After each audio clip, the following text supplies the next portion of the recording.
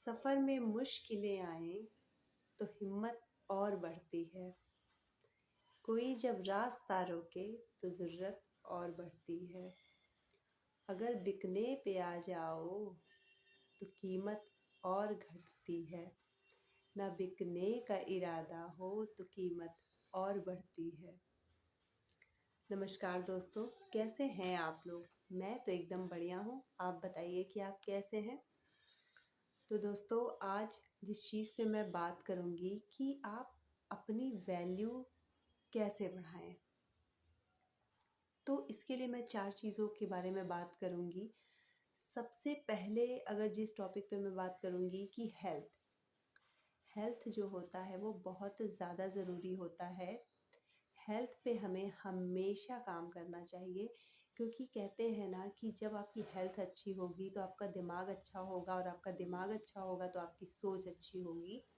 अब जैसे आप किसी इंसान को ले लीजिए, वो 20 की उम्र का है, उसका हेल्थ अच्छा है, तो वो उसकी मतलब अपने अंदर उसने डेवलप नहीं की, वो 20 का है तो उसकी हेल्थ अच्छी है।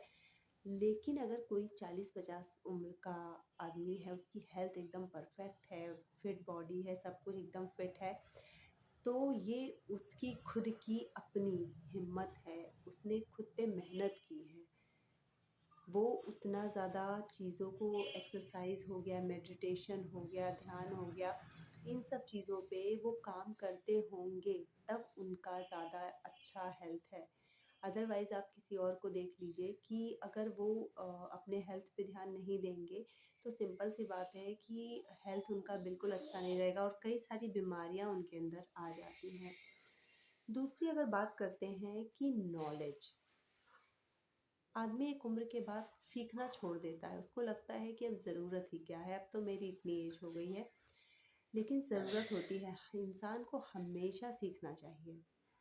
सीखते रहने से एक नयापन बना रहता है, और उससे क्या होता है, इंसान जब धीरे धीरे कोई चीज़ सीखता है ना, तो वो बोर नहीं होता है बैठे बैठे, और उसको लगता है कि आज मैं ये सीखूं। उसके अंदर एक एक्साइटमेंट होती है। अब जैसे देखिए ना, शहद तो सबको खाना होता है, सबको अच्छा लगता है, लेकिन बनाना कितनों को पसंद है?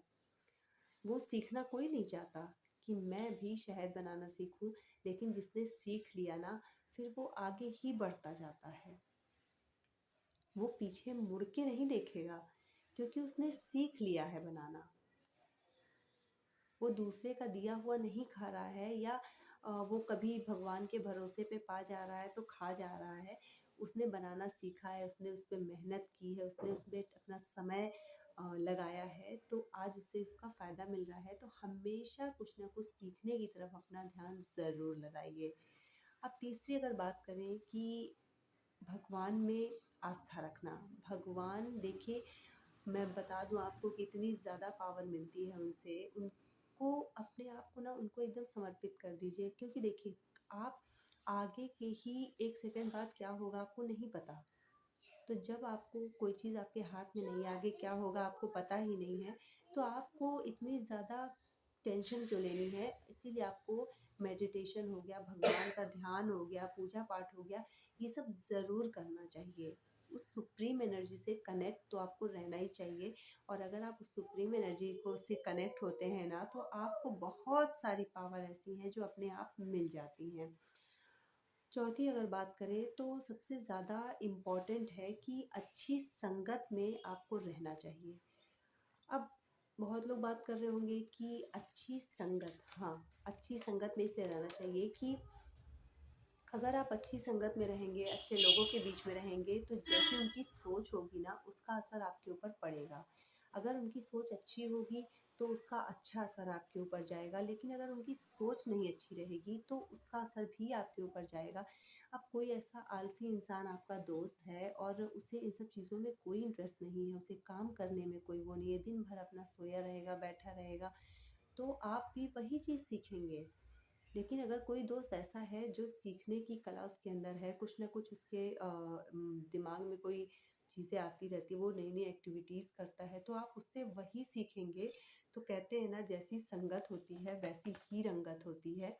तो हमेशा अच्छी संगत करें, ना कि किसी को भी अपना दोस्त बना ले। दोस्त बहुत सोच समझ के तभी बनाना चाहिए। हर इंसान को दोस्त बनाना कहीं की समझदारी नहीं होती है। तो कहते हैं ना कि उम्र को अगर हराना है तो शौक ज़िंदा रखिए, दोस्त कम रखिए लेकिन चुनिंदा रखिए।